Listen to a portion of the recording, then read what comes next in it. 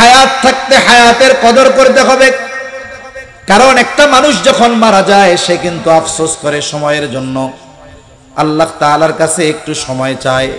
লাউলা আখারতানি ইলা আজালিন করিব ফাআসাদদাক ওয়া আকুম মিনাস সালিহিন। আফসোস করে আর বলে, আমাকে যদি সামান্য সময়ের জন্য অবকাশ দেওয়া হইতো, আমি দুনিয়ায় যাইতাম, আমার সম্পদ থেকে দান সাদকা করতাম, শুধু তাই না নেক কাজ করে সৎকর্মশীলদের অন্তর্ভুক্ত হয়ে যাইতাম। একটা মানুষ মৃত্যুর পরে দুনিয়ার হায়াতের সময়ের মূল্য বুঝতে পারবে। সময়ের মূল্য তখন বুঝতে পারবে ঠিক, কিন্তু বলেন তো তার জন্য তখন করার কিছু থাকবে নাকি? সাদাকা আবদি সাদাকা আবদি ফাফরিশুহু মিনাল জান্নাহ ওয়ালবিসুহু মিনাল জান্নাহ ওয়াফতাহু লাহু বাবান ইলাল জান্নাহ। আল্লাহ তাআলার পক্ষ থেকে ঘোষণা আসবে, আমার এই বান্দা সত্য বলেছে, সত্য বলেছে। জান্নাত থেকে জান্নাতি বিছানা এনে তার কবরের মধ্যে বিছায়া দাও, কবরের সাথে তার জান্নাতের সাথে দরজা খুলে দাও, জান্নাতি পোশাক এনে তাকে পরায়া দাও। ফেরেশতারা তাকে বলবে, ঘুমাও, নতুন দুলা যেমন করে ঘুমায়। সে ঘুমায়া থাকবে, শান্তিতে থাকবে, আরামে থাকবে। আলমে বরজখে তার এতটা শান্তি অনুভব হবে, ও মনে করবে এটাই জান্নাত, কারণ এর চাইতে আরামদায়ক শান্তিদায়ক আর কোনো কিছুই হতে পারে না। তখন তাকে ফেরেশতারা বলবে, না, এটা জান্নাত নয়। জান্নাতের নেয়ামতের তুলনায় তোমাকে যা দেওয়া হয়েছে এটা কিছুই না।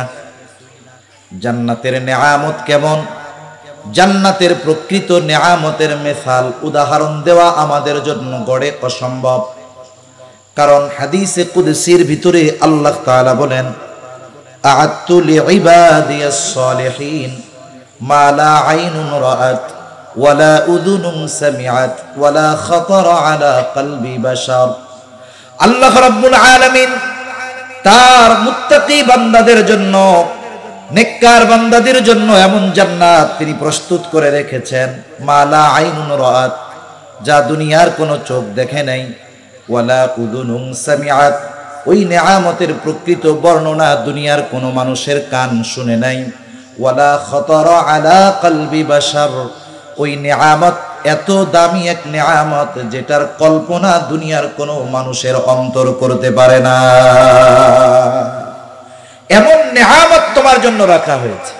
আচ্ছা বলেন তো, কেউ ভালো আছে, ওর চাইতেও যদি আরো ভালো থাকার সুযোগ বা খবর পায়, সে এখন যেই ভালো আছে তার চাইতে বেশি ভালোটা পাওয়ার চেষ্টা করবে কি করবে না? করবে। তখন এই মানুষগুলো আল্লাহ তাআলার কাছে ফরিয়াদ করবে, বলবে, আল্লাহ, যথা দ্রুত সম্ভব আপনি কিয়ামত কায়েম করেন, কারণ কিয়ামতের পরেই তো আমরা আমাদের চূড়ান্ত অনন্তকালের বাসস্থানে যেতে পারবো। এরা আল্লাহ তাআলার কাছে যথা দ্রুত সম্ভব কিয়ামত সংগঠিত হওয়ার জন্য দোয়া করতে থাকবে।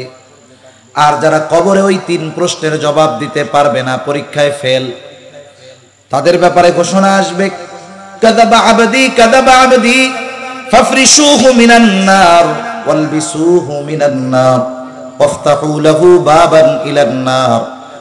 ঘোষণা আসবে, এরা মিথ্যা বলেছে, আমার এই বান্দারা মিথ্যা বলেছে, তাকে জাহান্নাম থেকে আগুনের পোশাক এনে পরায় দাও, তার কবরের মধ্যে আগুনের বিছানা বিছায় দাও, তার কবরের সাথে জাহান্নামের সাথে দরজা খুলে দাও, তারটা জাহান্নামের একটা গর্ত হয়ে যাবে। এই জন্য নবী এক হাদিসের মধ্যে বলেন, কারো কবর হবে রাউদাতুম মিন রিয়াদিল জান্নাহ, জান্নাতের একটা বাগান, অথবা কারো কবর হবে জাহান্নামের একটা গর্ত। দুনিয়ার পাপ অনুযায়ী বিভিন্ন ধরনের শাস্তি তাকে আলমে বরজখে দেওয়া হবে। শাস্তির তীব্রতা এত বেশি হবে, ও মনে করবে এটাই জাহান্নাম। ফেরেশতারা তাকে জানাবে, না, এটা জাহান্নাম নয়, জাহান্নামের শাস্তির তুলনায় এটা কোনো কিছুই না। মানুষ যখন ছোট বিপদে থাকে, আমরা প্রত্যেকেই আমাদের নিজেদের ছোট ছোট বিপদটাকে নিজের কাছে বড় মনে হয়। প্রেজেন্ট উপস্থিত যেই বিপদ আমাদের সামনে থাকে এটাকে বড় মনে হয়, কিন্তু যখন ওর চাইতে বড় বিপদের খবর আসে, অনেক ছোট বিপদের কথা আমরা ভুলে যাই। হয় কি হয় না বলেন? আপনি অসুস্থ আছেন, হাতে পায়ে ব্যথা আছে, এই মুহূর্তে শুনছেন বড় কোনো বিপদের খবর, দেখবেন ওই ছোট বিপদের কোনো কথাই আপনার মনে নাই, ওটা তখন আরাম লাগবে। তারা ওই জাহান্নামের শাস্তির খবর শুনে এতটা ভীত সন্ত্রস্ত হয়ে যাবে, আল্লাহ তাআলার কাছে ফরিয়াদ করতে থাকবে কিয়ামত যেন কায়েম না হয়। যতই তারা দোয়া করুক কাজ হবে না। আমাদের প্রত্যেককেই আলমে বরজখে দীর্ঘকাল থাকা লাগবে, কিন্তু অনন্তকাল নয়। একটা সময় আলমে বরজখে অবস্থানের মেয়াদকাল শেষ হয়ে যাবে। তাফসীরের মধ্যে আসছে, মুফাসসিরিনে কেরাম বলেন, যেই লোকটা এই দুনিয়া থেকে সর্বশেষ বিদায় নিবে তাকেও কমপক্ষে 40,000 বছর আলমে বরজখে থাকা লাগবে। কমপক্ষে 40,000 বছর তাকে আলমে বরজখ, সোজা হিসাবে যা আমরা বলি কবর জগতে, তাকে থাকা লাগবে। একটা সময় আল্লাহ তাআলার নির্দেশে ইসরাফিল আলাইহিস সালাম সিংহায় ফুৎকার দিবেন। দুইবার সিংহায় ফুৎকার দেওয়া হবে। প্রথমবার সিংহায় ফুৎকার যখন দিবেন কি হবে আল্লাহ তাআলা বলেন, ওয়ানুফিখা ফিস সূরি ফাসাইকা মান ফিস সামাওয়াতি ওয়া মান ফিল আরদি ইল্লা মান শাআল্লাহ সুম্মা নুফিখা ফীহি উখরা ফাইযা হুম কিয়ামুন ইয়ানজুরুন। আল্লাহ রাব্বুল আলামিন বলেন, প্রথমবার সিংহায় ফুৎকার যখন দেওয়া হবে, ফাসাইকা মান ফিস সামাওয়াতি ওয়া মান ফিল আরদ ইল্লা মান শাআল্লাহ, এই ফুৎকারের মাধ্যমে মানুষের এই পৃথিবীর অবস্থান, এই পৃথিবীতে বসবাস, এই পৃথিবীতে তাদের আবাস শেষ হয়ে যাবে। প্রত্যেকটা প্রাণী ওই সিংহায় ফুৎকারের আওয়াজে অজ্ঞান হয়ে যাবে। মুফাসসিরিনে কেরাম লেখেন, প্রথমে অজ্ঞান হবে, এরপরে তাদের মৃত্যু ঘটবে। ইল্লা মান শাআল্লাহ, আল্লাহ তাআলা যেগুলো চান সেগুলো ছাড়া। সব প্রাণী মৃত্যুবরণ করবে, মানুষ মারা যাবে। এরপরে দ্বিতীয়বার সিংহায় ফুৎকার দেওয়া হবে, এটার মধ্যে ব্যবধান কমপক্ষে 40,000 বছর। আল্লাহ তাআলা বলেন, সুম্মা নুফিখা ফীহি উখরা ফাইযা হুম কিয়ামুন ইয়ানজুরুন। পুনরায় যখন আবার সিংহায় ফুৎকার দেওয়া হবে, প্রত্যেকের অবস্থান স্থল থেকে উঠে যাবে, উঠে দাঁড়িয়ে যাবে। ফাইযা হুম কিয়ামুন ইয়ানজুরুন, শুধু দাঁড়াবে তা না, দাঁড়ায়া নতুন এক পরিবেশ, ডানে বামে তাকায় দেখতে থাকবে কি হইতেছে, এগুলা কি দেখতেছি এগুলা। আল্লাহ তাআলা ছিল, তারা তাদের আযাবের কথা ভুলে যাবে। তারা মনে করবে আমরা মনে হয় এতকাল ঘুমায়াছিলাম। ফেরেশতারা অথবা মুমিন বান্দারা তাদের এই কথার জবাবে বলবে, হাযা মা ওয়া'আদার রহমানু ওয়া সাদাকাল মুরসালুন। আরে এটাই তো দয়াময়ের সেই প্রতিশ্রুত দিবস, যেই দিবসের ওয়াদা তিনি দিয়েছিলেন, যেই দিবসের কথা বললে বেঈমানরা হাসাহাসি করতো, বলতো আমরা মারা যাব, মারা যাওয়ার পরে মাটির সাথে পচে গলে মিশে যাব, আবার নাকি আমাদেরকে উঠানো হবে, আমাদেরকে আবার আকৃতি দেওয়া হবে, আমাদেরকে বিচার করা হবে। এসব সব বানোয়াট কথা। এ ধরনের লোক আমাদের দেশ সহ গোটা দুনিয়ায় আছে না নাই? নিঃসন্দেহে আছে। কিয়ামতের অবস্থা কেমন হবে, কতটা ভয়াবহ পরিস্থিতি হবে মানুষের, মানুষ কতটা আতঙ্কিত হবে। নবীজি বলেন, কিয়ামতের দিন সবাই বিবস্ত্র অবস্থায় উঠবে, কারো গায়ে পোশাক থাকবে না। আয়েশা সিদ্দিকা রাদিয়াল্লাহু তাআলা আনহা বলেন, ইয়া রাসূলুল্লাহ, মানুষেরা কি লজ্জা পাবে না, একজন কি আরেকজনের দিকে তাকাবে না? নবীজি বলেন, আয়েশা, মানুষ এতটা চিন্তিত ভীত থাকবে যে একজন আরেকজনের দিকে তাকানোর বিষয়টা চিন্তাও করবে না। কঠিন এক অবস্থা। ওই দিনটা সাধারণ দিনের মতো হবে না, এক একটা দিনের মেয়াদ হবে দুনিয়ার কমপক্ষে 50,000 বছরের সমান। সুবহানাল্লাহ। ইয়াওমান কানা মিকদারুহু 50,000 সানা, 50,000 বছরের সমান এক একটা দিন হবে, লম্বা এক সময়। ওইখানে আমাদেরকে অবস্থান করতে হবে। সর্বশেষ পরিস্থিতি বিচার আচার হবে। আল্লাহ সুবহানাহু ওয়া তাআলা এই দুনিয়াতে আমরা যত দলে, যত মতে, যত মতাদর্শে, যত ধর্মে এই পৃথিবীর মানুষ বিভক্ত হোক না কেন, কিয়ামতের দিন আল্লাহ তাআলা মানুষকে দুই ভাগে বিভক্ত করবেন। কয় ভাগে? দুই ভাগে। ফারিকুন ফিল জান্নাহ ওয়া ফারিকুন ফিস সাঈর। একদল জান্নাতি হবে, আরেক দল জাহান্নামী হবে। জাহান্নামীদের মধ্যে একদল অনন্তকাল জাহান্নামে থাকবে, আরেক দল দুনিয়ায় পাপাচারে লিপ্ত ছিল কিন্তু ঈমান ছিল। এই পাপাচারের শাস্তি ভোগ করার পরে এরাও জান্নাতে চলে আসবে।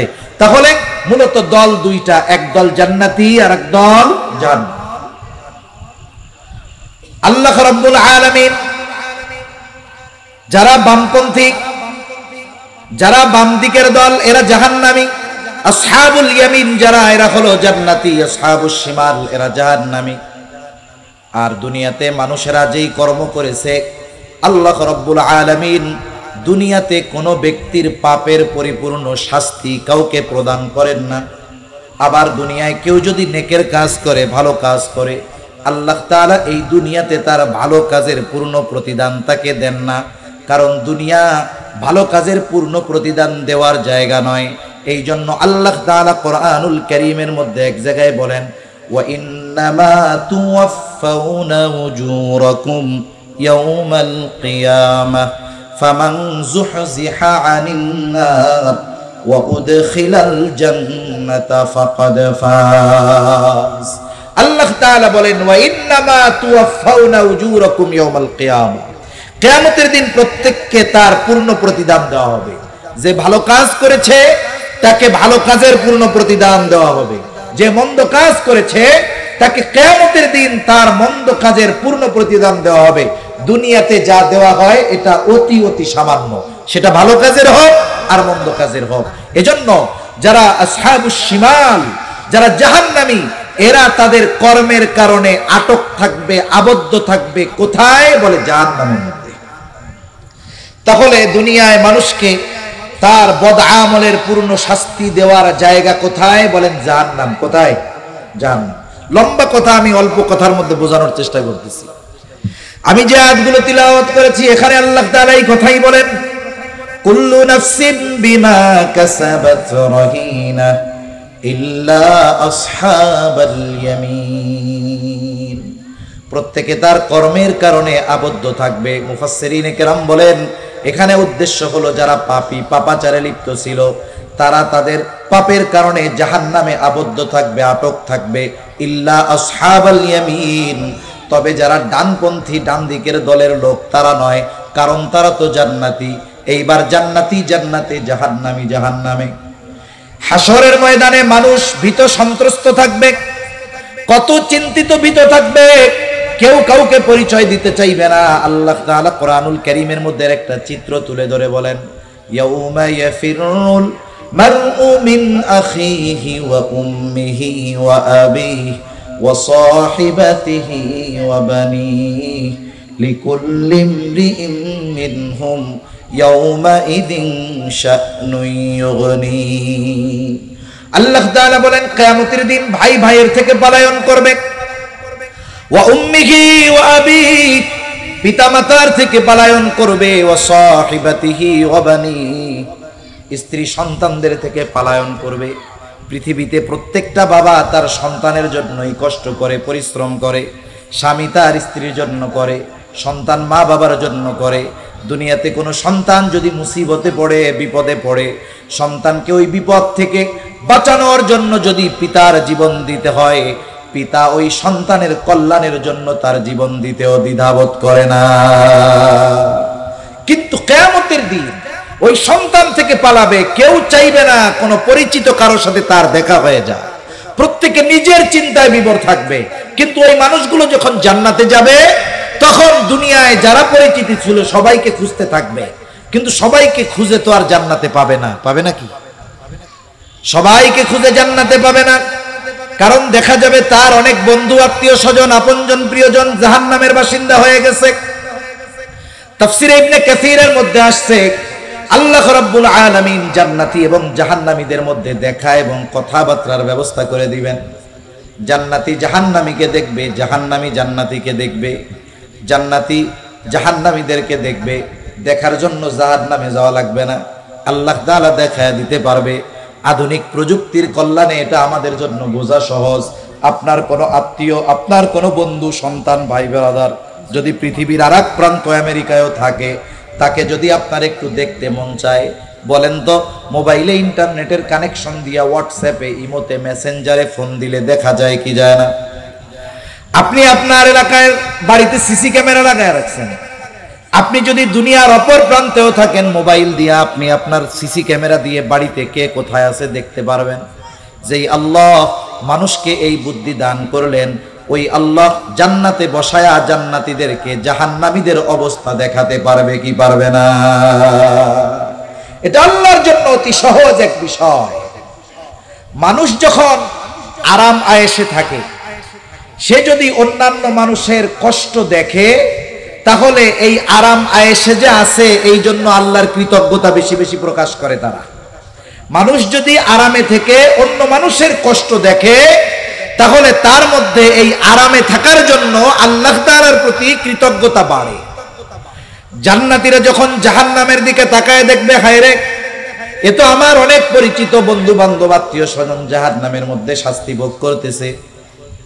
একসাথেই তো আমরা চলতাম, একই স্কুলেই তো পড়তাম, একই বাজারেই তো ব্যবসা করতাম, একই এলাকায় তো আমরা খেলাধুলা করতাম। এইবার আল্লাহ তাআলার কাছে শুকরিয়ার মাত্রা বাড়ায় দিবে, বলবে, আল্লাহ, দুনিয়ায় তো ওরাই আমার সাথী ছিল, আপনি যদি আমার প্রতি দয়া না করতেন তাহলে হয়তো আজকে আমাকেও ওদের সাথে জাহান্নামে থাকা লাগতো। আল্লাহর প্রতি কৃতজ্ঞতার মাত্রা তারা বাড়ায় দিবে। এইবার জাহান্নামীরা জান্নাতীদের অবস্থা দেখবে। জাহান্নামীরা দেখবে তার বন্ধু বান্ধব, প্রিয়জন, আত্মীয় স্বজন অনেকে জান্নাতের নেয়ামত ভোগ করতেছে।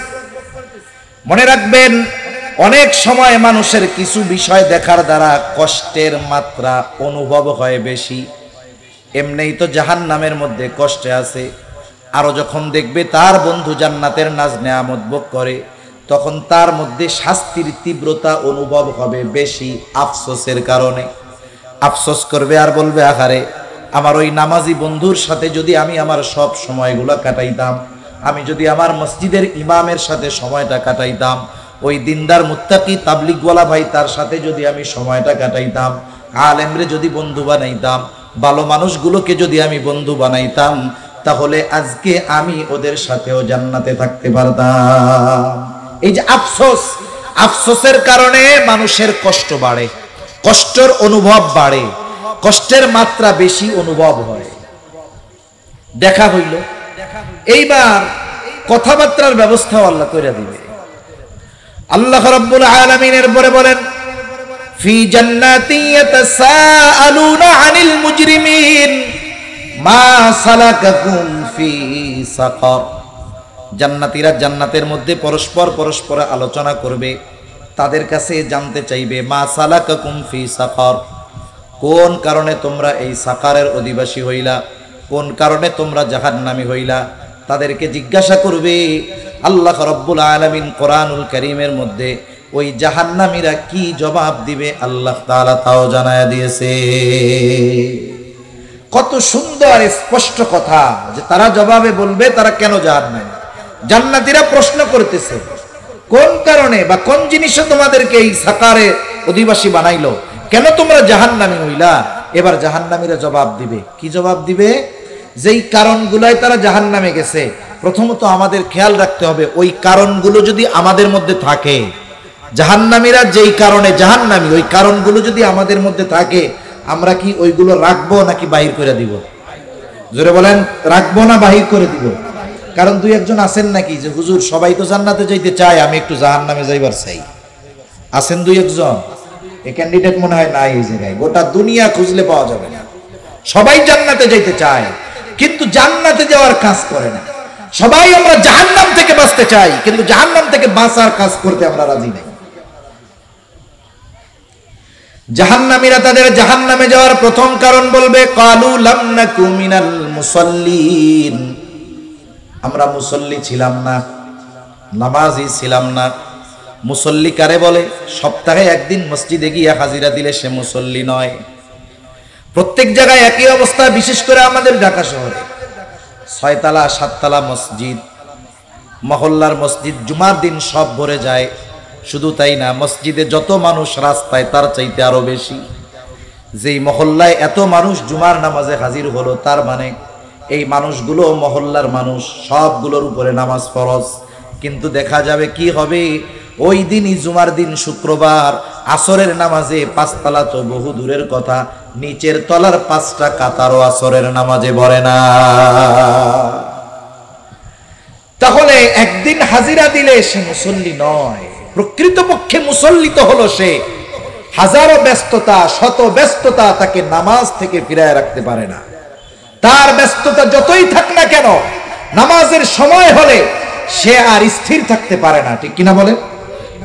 হাদিসের মধ্যে আসছে 7 শ্রেণীর মানুষ আরশের ছায়ায় স্থান পাবে। এর মধ্যে 1 শ্রেণীর মানুষ, নবীজি বলেন, রাজুলুন কলবুহু মুআল্লাকুন ফিল মাসাজিদ। 1 শ্রেণীর মানুষ হলো যাদের কলব, যাদের হৃদয় মসজিদের সাথে সম্পৃক্ত ছিল। তারা যে সব সময় মসজিদের মধ্যে থাকতো তা নয়।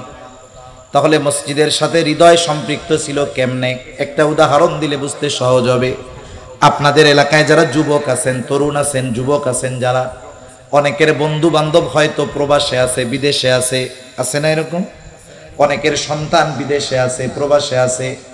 এইবার মাঝে মধ্যে যখন ওই প্রবাসী বন্ধুদের সাথে কথা বলে, মা বাবার সাথে কথা বলে, কথা বলার একটা পর্যায়ে এমন কথা বলে, বলে বন্ধুরে আমার দেহটা পড়ে রয়েছে সৌদি আরব, কিন্তু মনটা পড়ে রয়েছে বাড়িতে। বলে না এরকম? বলে আমি আছি এই জায়গায়, আমার মন আছে গ্রামের বাড়িতে, আমার দেহটা পড়ে রয়েছে এইখানে।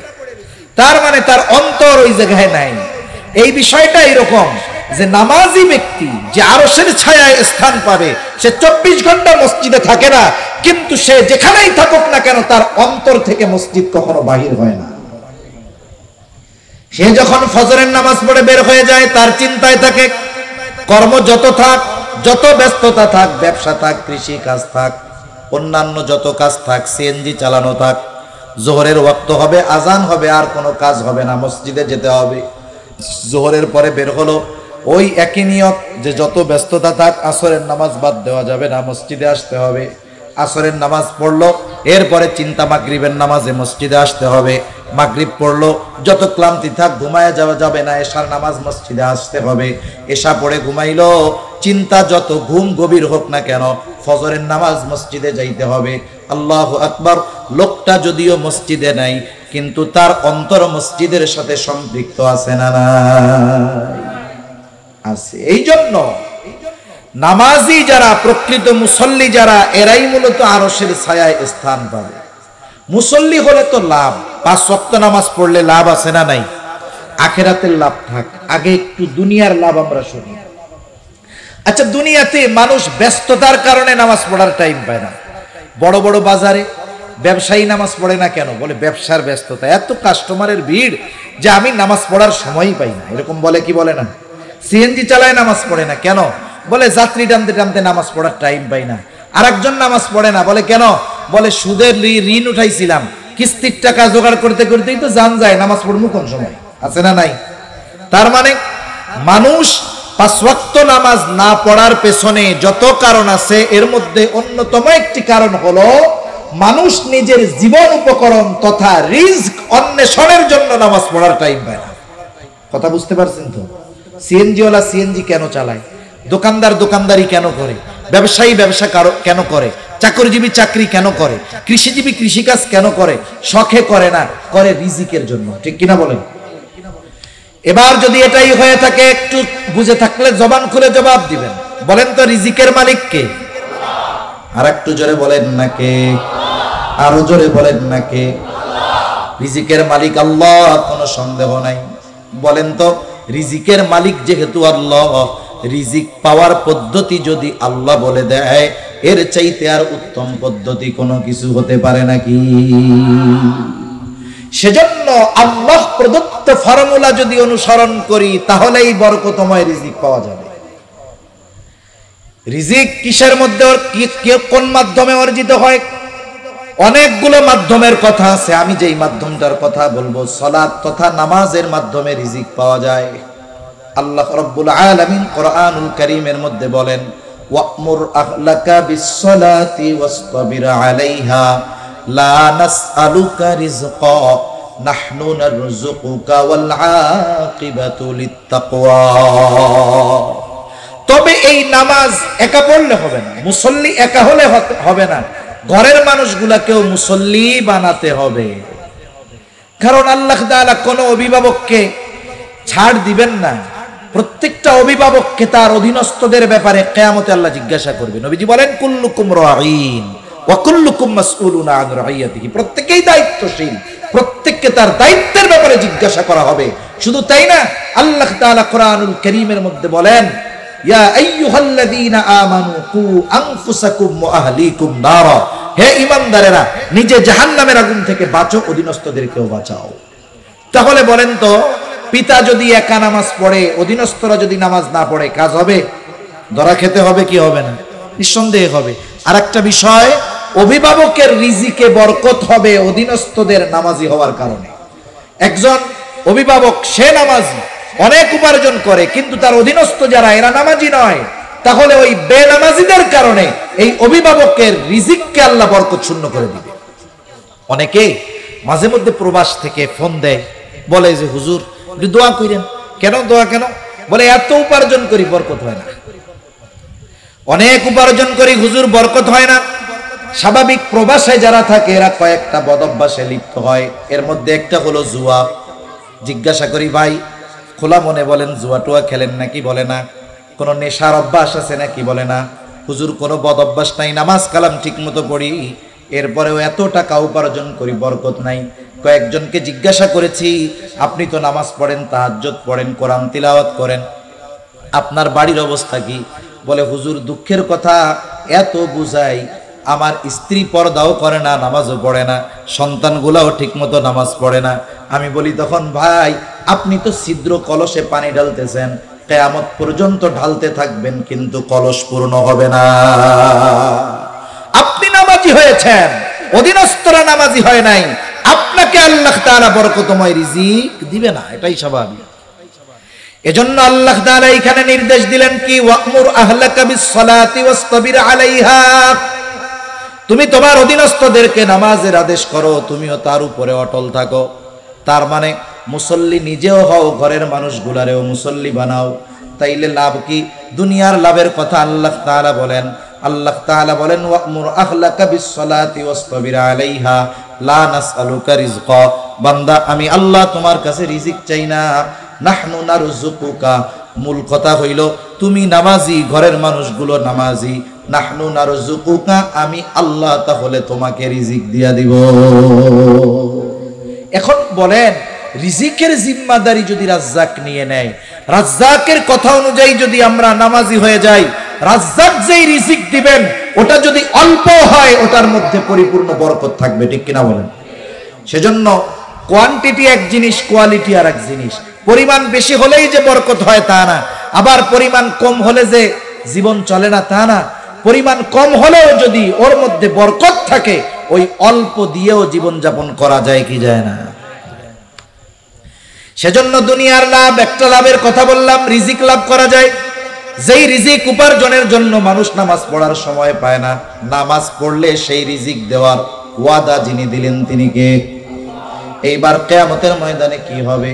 নবীজি বলেন আউয়ালু মা ইউহাসাবু বিহিল আবদু ইয়াউমাল কিয়ামাতিস সালাহ। কিয়ামতের দিন সর্বপ্রথম নামাজের হিসাব নেওয়া হবে। আর এক হাদিসের মধ্যে নবীজি আর একটু বাড়ায় বলেন, যার এই হিসাবটা সহজ হয়ে যাবে, তার বাকি হিসাব যিনি সহজ করে দিবেন তিনি কে? দুনিয়ার নিজাম এরকম। যখন দুনিয়ায় কোনো পরীক্ষা হয়, পরীক্ষার একেবারে শেষ সময় শিক্ষকরা ছাত্রদের কিছু স্পেশাল বুদ্ধি দেয়, টিপস দেয়।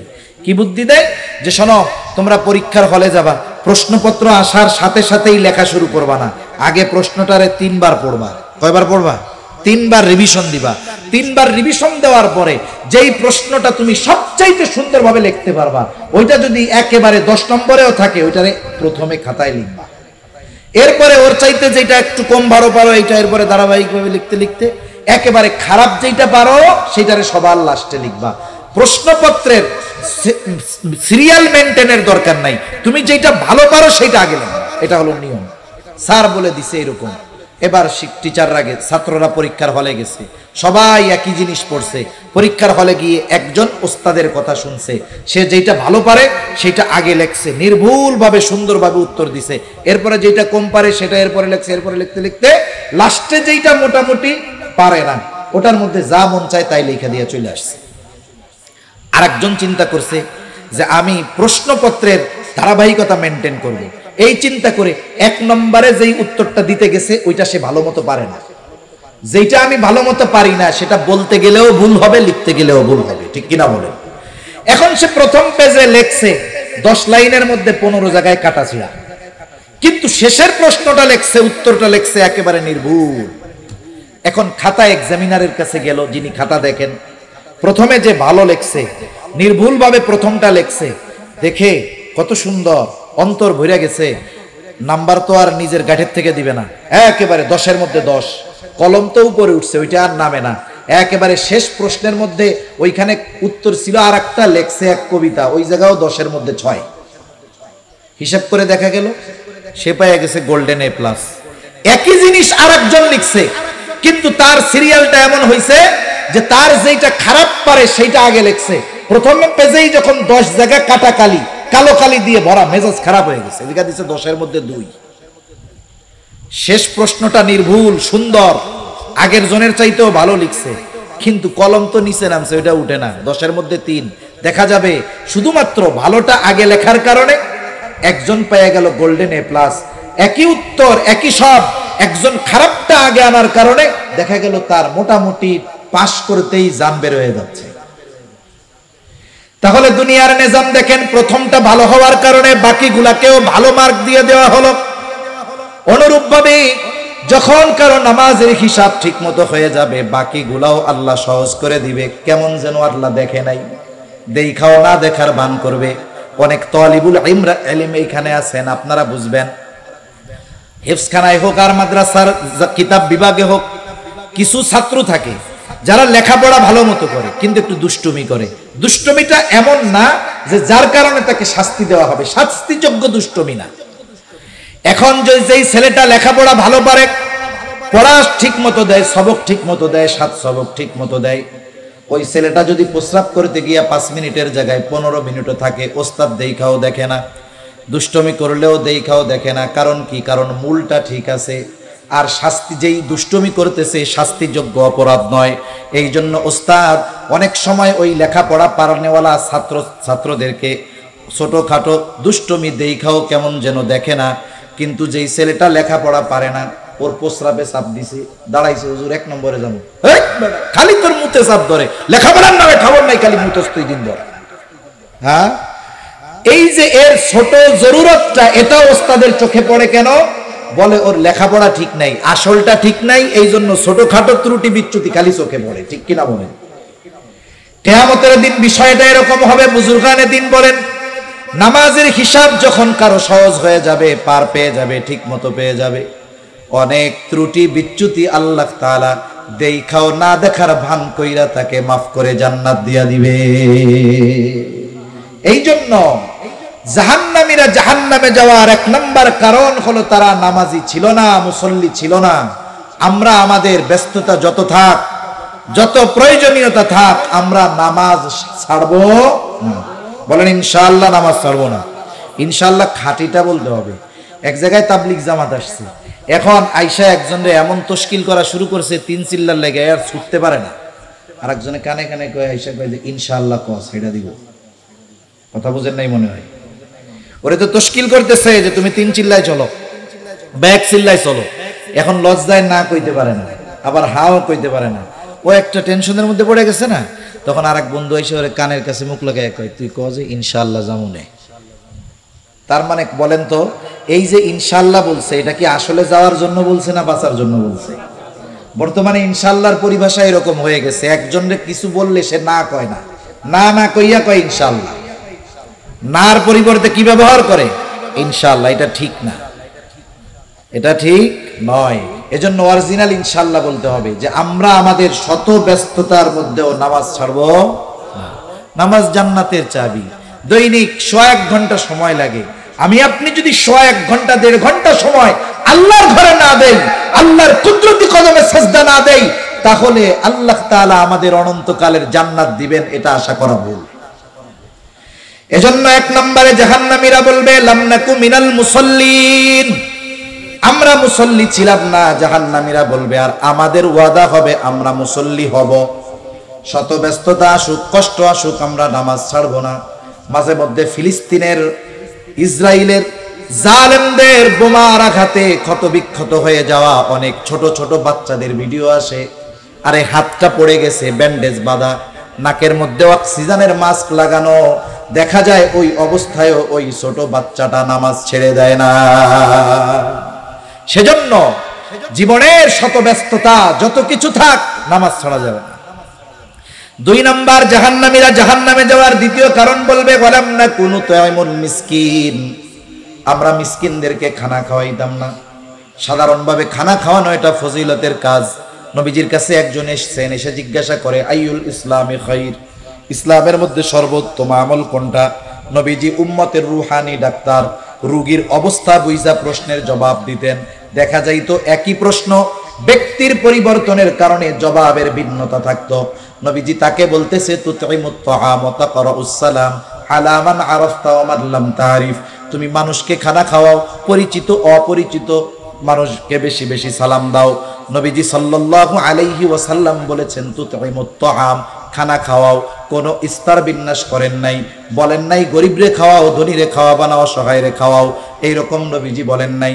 তার মানে বোঝা গেল, কোনো ব্যক্তি যদি আল্লাহর জন্য কাউকে খানা খাওয়ায়, এই খানা খাওয়ানো এটা উত্তম একটা আমল। যার প্রয়োজন হলে সওয়াব, আর যার প্রয়োজন আছে তাকে যদি খাওয়ায়, বলেন তো সওয়াব বেশি না কম? তার খাবার প্রয়োজন, মিসকিন যে, তার তো খাবার প্রয়োজন, ক্ষুধার্ত যে, তার খাবার প্রয়োজন। নবীজি বলেন, যে এক মুমিন ভাইয়ের প্রয়োজন মিটায়া দিবে, আল্লাহ তাআলা দুনিয়া আখিরাতে তার প্রয়োজন মিটায়া দিবে। সুবহানাল্লাহ। এজন্য মিসকিন, অসহায়, দরিদ্র যারা, এদের খাবারটা প্রয়োজন। তাহলে আপনি যদি মিসকিন অসহায়দের খাবার খাওয়ান, 2টা কাজ হবে। 1 নাম্বার, খানা খাওয়ানোর ফজিলত অর্জন করতে পারবেন। 2 নাম্বার, তার প্রয়োজন মেটানোর জন্য সওয়াব পাওয়া যাবে। প্রতিদান আল্লাহ কি দিবেন? বলে দুনিয়া আখিরাতের প্রয়োজন আল্লাহ তাআলা মেটানোর জিম্মাদারি নেবেন। সুবহানাল্লাহ।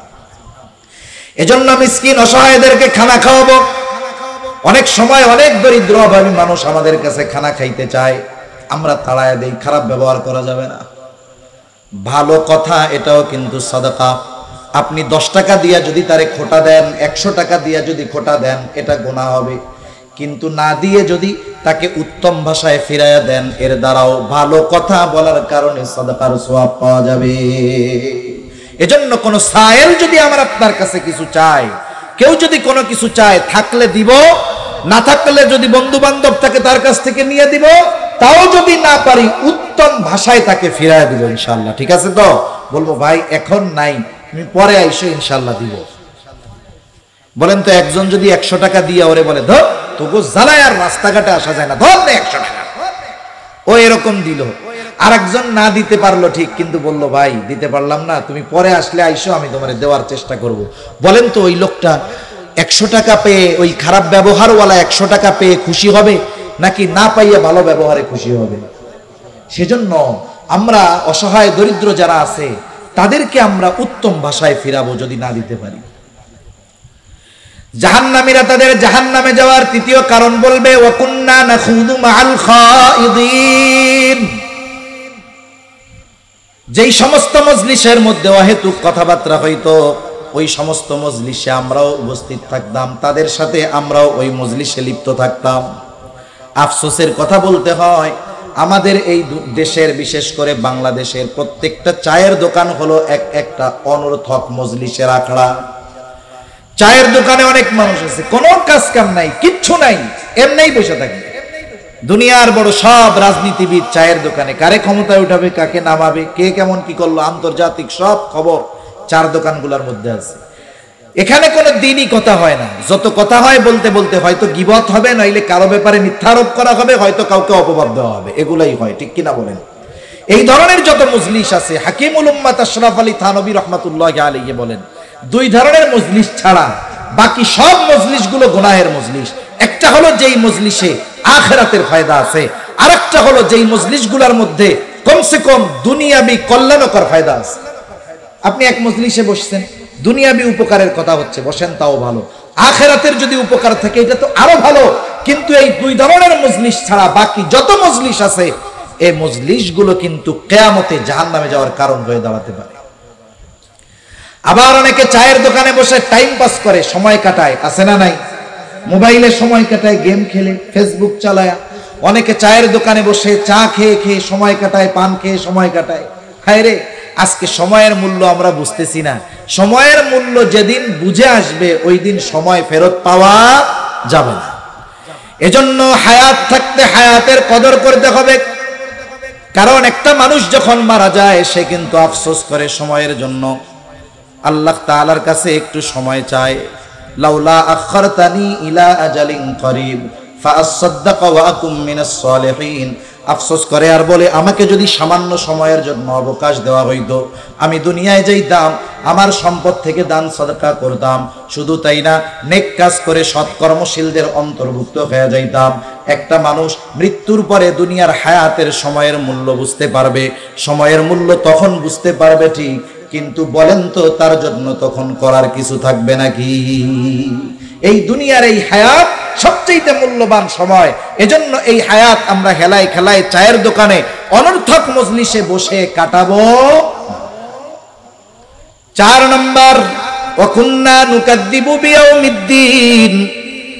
আমরা কিয়ামতের দিবসকে অস্বীকার করতাম। মুফাসসিরিনে কেরাম বলেন, উপরোক্ত 3টা ত্রুটি যদি কারো মধ্যে থাকে কিন্তু কিয়ামতের ব্যাপারে বিশ্বাসী ইমানদার, তাহলে তাকে শাস্তি দেওয়া হবে ঠিক, কিন্তু অনন্তকাল জাহান্নামে থাকবে না। কিন্তু যেই ব্যক্তি ওই অপরাধগুলার সাথে সাথে কিয়ামতের ব্যাপারে অবিশ্বাসী, নিঃসন্দেহে অনন্তকাল তাদেরকে জাহান্নামে থাকা লাগবে। ওয়া কুন্না নুকাদ্দিবু বিয়াউমিদ্দিন। আমরা কিয়ামতের দিবসকে অস্বীকার করতাম। কিয়ামতের প্রতি বিশ্বাস এটা ঈমানের 6টি ভিত্তির অন্যতম একটি ভিত্তি। আমরা ছোটবেলায় মক্তবে পড়েছি, আমাদেরকে পড়ানো হইতো, তখন তো না বুঝা পড়তাম, মুখস্থ করাইতো, কিন্তু ওর মধ্যেই যে আমাদের জীবনের মূল নীতি, আমাদের ঈমানের বীজ তখন যে আমাদের অন্তরে বপন করে দেওয়া হতো, আমরা ছোটবেলা বুঝতাম না, কিন্তু জীবনের সবচাইতে গুরুত্বপূর্ণ শিক্ষাগুলো আমাদেরকে মক্তব থেকে দেওয়া হইতো। কি পড়ছি আমরা? আমানতু বিল্লাহ ওয়া মালাইকাতিহি ওয়া কুতুবিহি ওয়া রুসুলিহি ওয়াল ইয়াউমিল আখিরি ওয়াল কদরি খাইরিহি ওয়া শাররিহি মিনাল্লাহি তাআলা ওয়াল বাসি বাদাল মাউত। এখানে মোট 7টি কথা আছে, কিন্তু একটা আছে 2 in 1, ওয়াল ইয়াউমিল আখিরি ওয়াল বাসি বাদাল মাউত। এই দুইটা হলো 2 in 1, একের মধ্যে 2। এই হিসাবে ঈমানের ভিত্তি 6টা। একেবারে মৃত্যুর পর থেকে নিয়ে সব কিছুকেই পরকাল যদি ধরা হয়, কিয়ামত পরকাল যদি ধরা হয়, তাহলে এই পরকালের প্রতি পূর্ণাঙ্গ বিশ্বাস রাখতে হবে। কেউ যদি পরকালের কোনো বিষয়কে আংশিক অবিশ্বাস করে, নিঃসন্দেহে সে হবে বেঈমান। সব বিশ্বাস করে না, বলে জান্নাত জাহান্নাম বলতে কিচ্ছু নাই রে, এই অংশ যদি অবিশ্বাস করে, বলেন তো তার ঈমান থাকবে নাকি যাবে? তাহলে মৃত্যু পরবর্তীকালীন সময় থেকে নিয়ে পরকালে যা কিছু আছে সব কিছুর প্রতি পূর্ণ বিশ্বাস রাখতে হবে। যদি সে না রাখে, তার সব আমল বরবাদ হয়ে যাবে, ওগুলো পরকালে কোনো কাজে আসবে না। এজন্য কিয়ামতের প্রতি বিশ্বাস মূলত মানুষকে প্রকৃত মানুষে পরিণত করে। কারণ এই দুনিয়ায় কারো কর্মের পূর্ণ শাস্তি বা পূর্ণ পুরস্কার কাউকে দেওয়া হয় না, কিন্তু কিয়ামতের প্রতি যার যত বিশ্বাস বেশি হয়, দুনিয়ার মধ্যে তার কর্ম তত সুন্দর হয়। কারণ পরকালের বিশ্বাস মানুষকে বাস্তব মানুষে পরিণত করে তোলে। একটা মানুষকে সিসি ক্যামেরার দ্বারা, আইনের দ্বারা, প্রশাসনের দ্বারা পরিপূর্ণ অপরাধ থেকে ফেরানো অসম্ভব, কিন্তু ওই মানুষটার মধ্যে যদি আল্লাহর ভয় ঢুকে যায়, কিয়ামতের দিন আল্লাহর সামনে দাঁড়িয়ে হিসাব দেওয়ার ভয় যদি তার মধ্যে ঢুকে যায়, আল্লাহর কসম, মানুষের সামনে তার চরিত্র যেমন হয়, রাতের আধারে একাকী তার চরিত্র তেমনই থাকে। এমন হয় না যে মানুষের সামনে তার চরিত্র একরকম, মানুষের অগোচরে তার চরিত্র আর এক রকম, এমনটা হয় না। বরং ওই পরকালের ভয় তার চরিত্রকে মানুষের সামনেও যেমন ভাবে উপস্থাপন করে, লোকচক্ষুর অন্তরালেও তার চরিত্রটা ওই রকম সুন্দরী থাকে। এরপরে তারা কি বলবে? বলবে হাত্তা আতানাল ইয়াকিন। এভাবেই চলছিল হায়াত।